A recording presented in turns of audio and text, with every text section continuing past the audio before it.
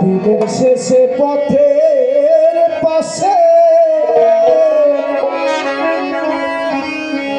আমি রয়েছি দাঁড়াইয়া,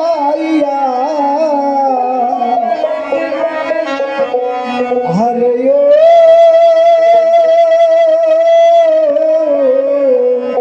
দিনু বন্ধুরে, কবে আমায় নিবে হাত ধরিয়া। দিনের শেষে পথের পাশে রয়েছি দাঁড়াইয়া,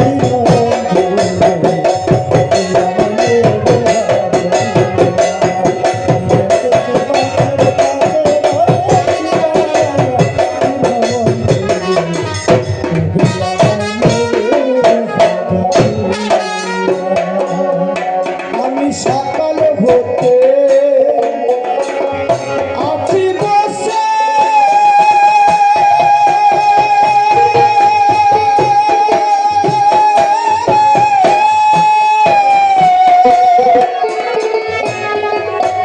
তোমার পানে চাইয়া,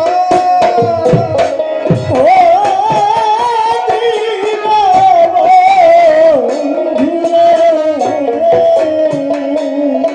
আমি সকাল হতে আছি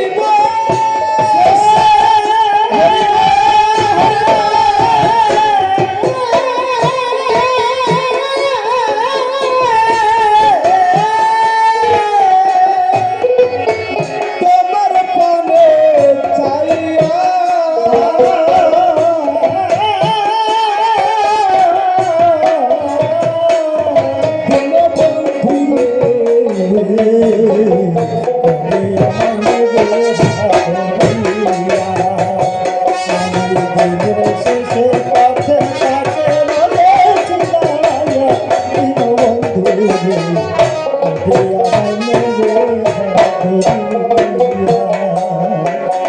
বেলা গেল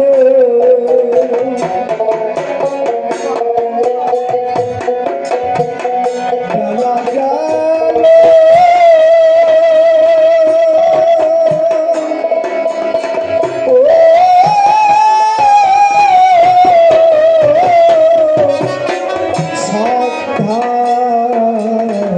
সন্ধ্যা হলো, ঘনালো রাতি, একা পথে চলতে হবে, কেহ নাই সাথী, কেহ নাই সাথী।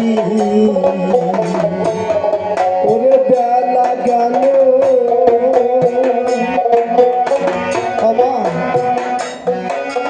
প্রতিদিন আমার এই জীবন বেলা এক একটা দিন কমে যাচ্ছে।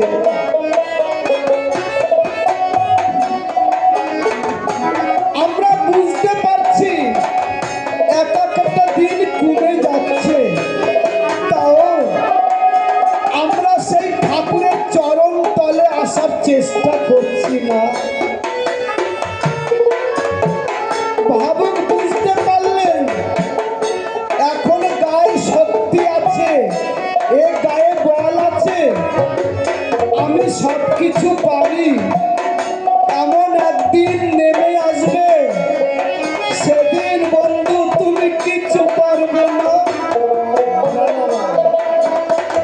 তাই সময় থাকতে পারি ধরতে হয়। ভাবুক, ভগবানের দরজার সামনে এসে দাঁড়িয়ে বলছে কি, ও ঠাকুর বেলা গেল,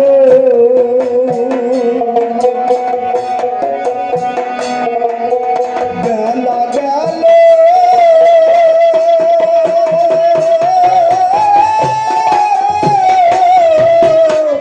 সন্ধ্যা হলো, ঘনালো রাতি, একা পথে চলতে হবে, কেহ নাই সাথী।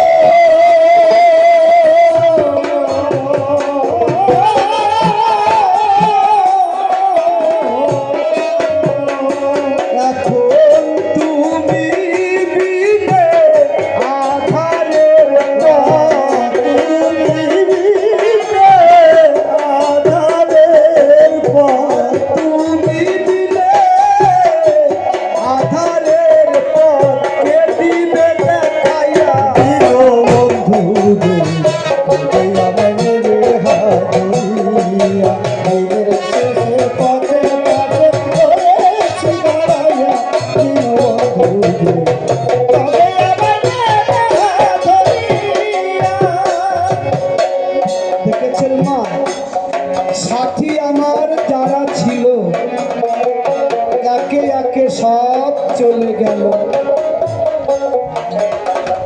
এখানে কোন সাথীর কথা বলা হয়েছে? আপনি যদি এই মায়ার সংসারে চলে আসেন, যেমন ছিল আমার কমলি মা, এই 1 বছর আগে আমার তুলসীর একজন সাথী ছিল, আমার কুন্তি দিদির সাথী ছিল কে? কমলি। আমার আরতি দিদির সাথী ছিল ওই কমলি। আমরা সবাইকে দেখতে পাচ্ছি, কিন্তু আমার কমলি নাই। দেখেছেন? এইভাবে বন্ধু বান্ধব সাথী যারা ছিল একে একে সবাই চলে যাচ্ছে। মনে কষ্ট লাগে মা। তোমরা সকল মায়েরা আছো, আমার কমলি মাকে আমি আর দেখতে পাচ্ছি না। সে যদি থাকতো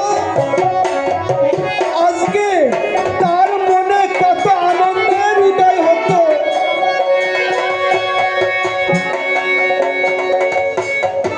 আর সাথী কারা?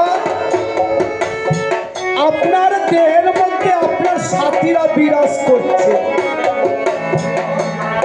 ও মা, আপনার দুটো পাও আপনার সাথী। যখন আপনার বয়স 20 থেকে 40-এর মধ্যে ছিল, 10 মাইল রাস্তায় হেঁটে আপনি হরিনাম শুনতে গেছেন। এখন আপনার বয়স 60-এর উপরে চলে গেছে।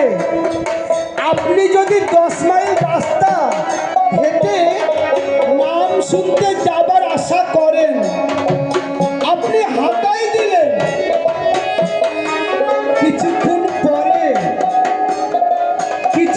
পরে আপনার এই সাথী, আপনার পা, সে বলবে আপনাকে, আমি আর তোমার দেহটাকে নিয়ে যেতে পারছি না।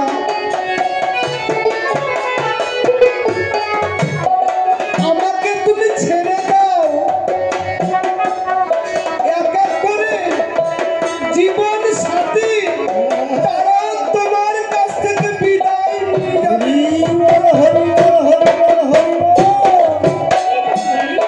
যে দুটো হাতে কত শক্তি ছিল, এই 2 হাত দিয়ে 20 কেজি বস্তার চাল এক ধাক্কায় তুলে নিয়েছে। যখন 60 বছরের উপরে হয়ে যায়, ওই 20 কেজি চাল আর মাথায় তোলা যায় না। এই হাত তখন আপনাকে বলবে, আমাকে ছেড়ে দাও, আমার আর সেই শক্তি নাই, আমি আর মাথায় তুলতে পারবো না।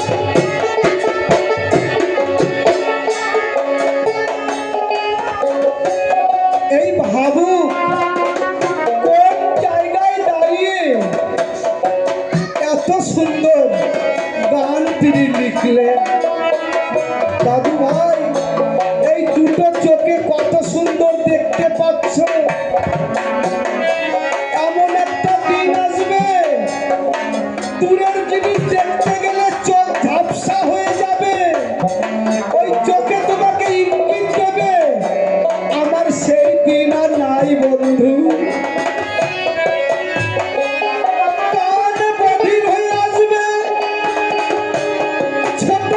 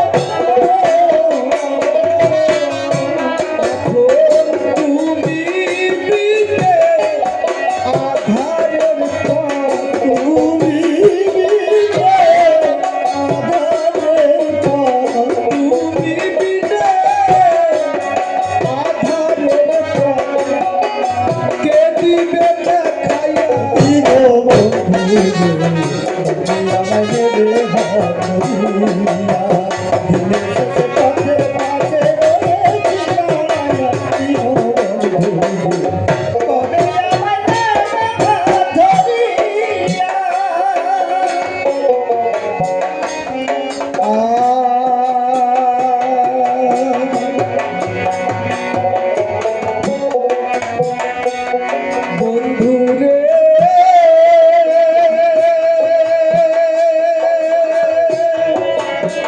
ও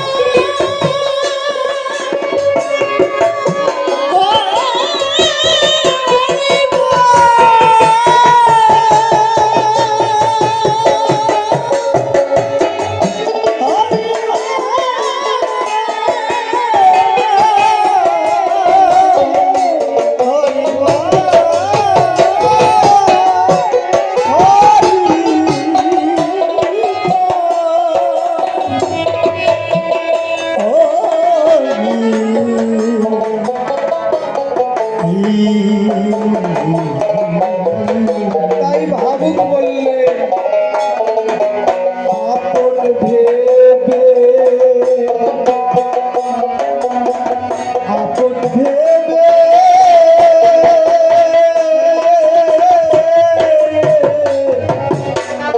যাবে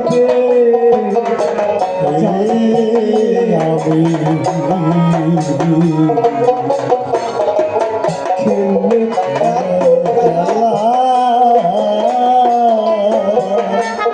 ওরে ভেবে দেখি কেউ কারো নয় জীবন জীবন সন্ধ্যাবেলা কাঁচা বাসে পালকি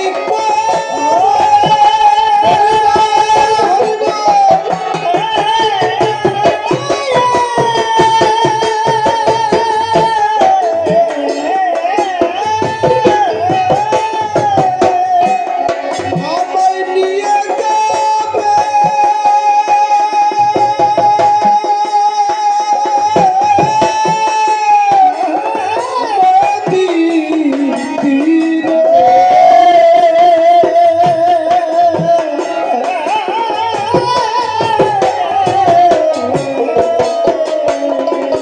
কাঁচা বাসে পালকি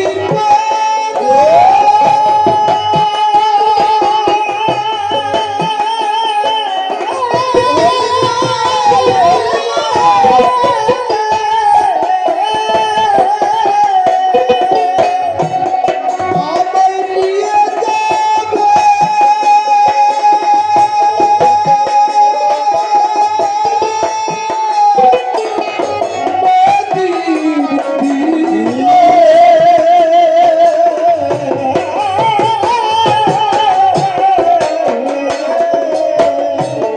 তখন সাথে মিলে হরি বলে সব মিলে হরি বলে সব মিলে হরি বলে দিবে রে জাহানাইয়া দিন বন্ধুরে কমলা মিলে হাতিয়া সে পাশে পাশে রয়েছিলাম দিন বন্ধুরে তুমি আমার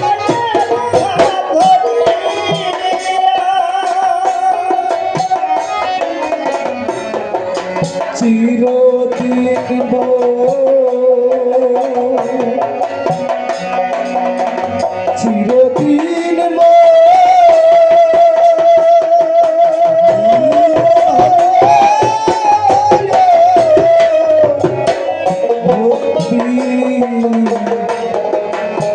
ভক্তি ঘরে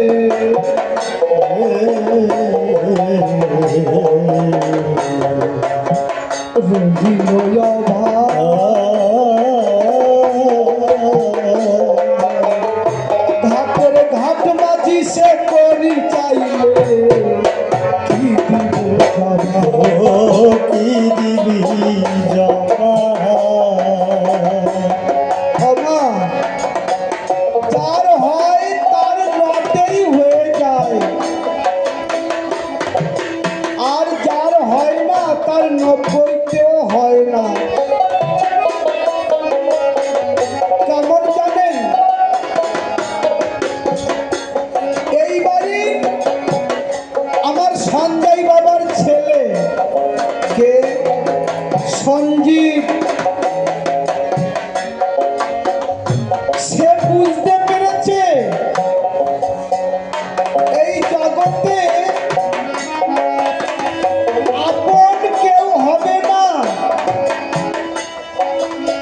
সবচাইতে বেশি যাদেরকে ভালোবাসি আমার মা আর বাবা,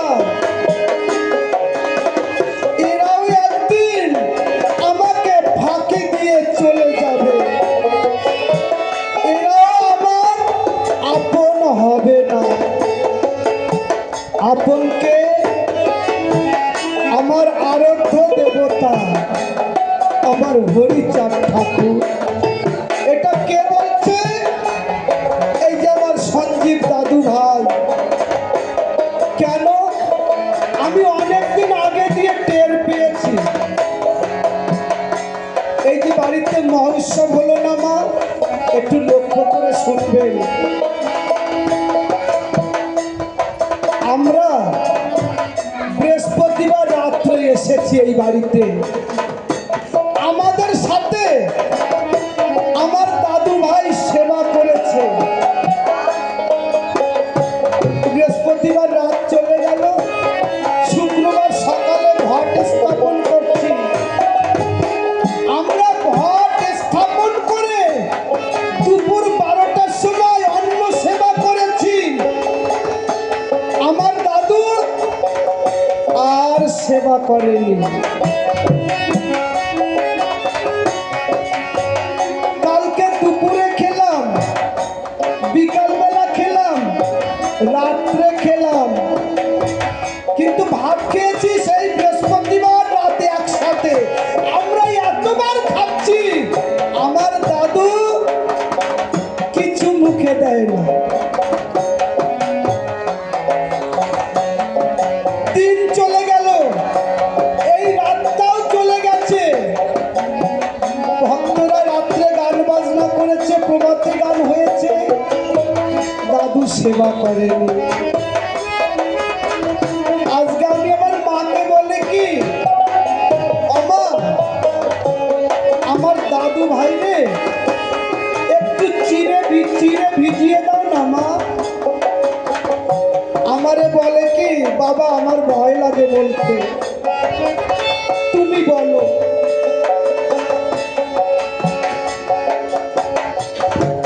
আজকে সারা দিন চলে যায়,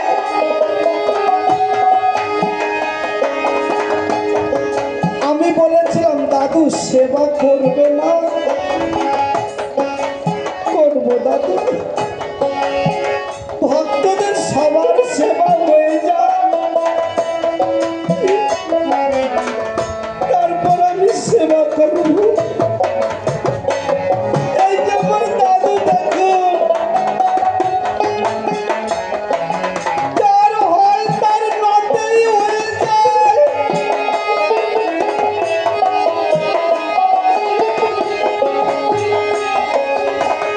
দেখলাম কি, সকল ভক্তদের যখন সেবা হয়ে গেল, তারপরে আমার দাদু ভাই অন্নপ্রসাদ নিল। যে 2 দিন 2 রাত বলতে গেলে চলে, না খেয়ে থাকে, হঠাৎ করে সে কি বেশি খেতে পারে?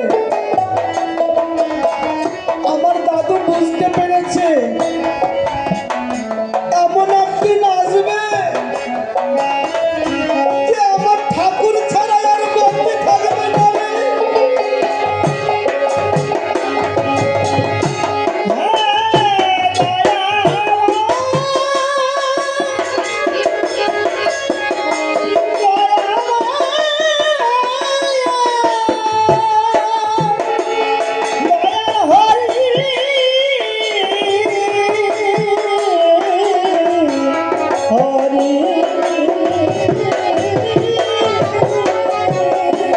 আমা কিছু কিছু কথা এই সবাই বলে যাওয়া ভালো, যা শুনলে পরে অনেকের বিবেক খুলে যায়। আমি যে বাড়িতে থাকি, ফাল্গুন মাসের প্রথম শনিবার অধিবাস, রবিবার মহোৎসব। আমিও এইভাবে থাকতাম। আমার বড়দা বলে কি, কুমদ ও ভাই, তোমার কাছে হাজার হাজার ভক্তরা আসে, তুমি হরিনাম করো, তোমার মুখে গান বাজনা শুনতে চাই, আর তুমি যদি না খেয়ে থাকো, ভক্তদের কিভাবে তুমি গান শোনাবে? বড়দা বললেন, ভাই রে আমি আছি, ও ভাই তুমি ঠাকুরের কর্ম করো, অন্ন সেবা করো। তার পরের বছর দেখলাম কি, আমার দাদু ভাই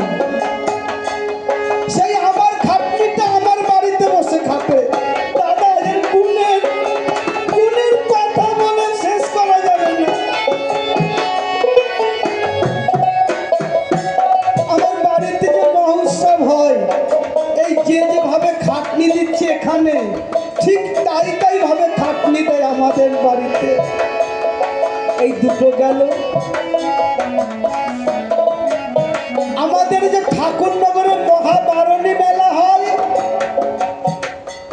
ওই বারণী মেলাতে গিয়ে দুদিন সেবা করে না আমার দাদু ভাই, দুদিন কিছু খায় না মা। ওই হরি ভক্তদের সাথে হরি নাম করে, হরির খাটনি দেয়।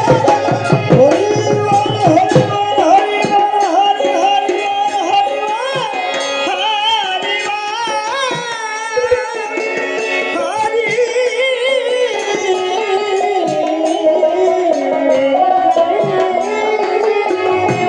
এই তিনবার হলো। আর একটা বাড়ি আছে, সেই বাড়িতে গিয়ে খাটনি দেয় আমার সঞ্জয় বাবা, শরৎ ঠাকুর বলে যাকে মানে। আমার জন্মদাতা পিতার গুরুদেব শরৎ ঠাকুর ঠাকুরনগরে। আমরা চার ভাই। আমার বড়টা ক্লাস 10-এ পড়ে, মেজদা 8-এ পড়ে, শেষদা পড়ে, এই যে আমার দিদি পড়াশুনো করে, আমিও পড়ি। মনে হয় আমি ছোট, তাই না দিদি? আমাদের বাড়িতে বুধবার ঠাকুরের ঘট স্থাপন হতো। তখন তো বাবা পারতো না, গরিব ছিল তো, অল্প কয়েকজন ভক্ত দিয়ে মহোৎসব করতো। বুধবারে ঘট বসাতো, বৃহস্পতিবার মহোৎসব হতো। একদিন এই শরৎ ঠাকুর আমার বাবাকে বলছে, অনিল, আজ্ঞে বাবা, অনিল বাবা, তুমি সামনের বছর দিয়ে আর বুধবারে অধিবাস করবে না।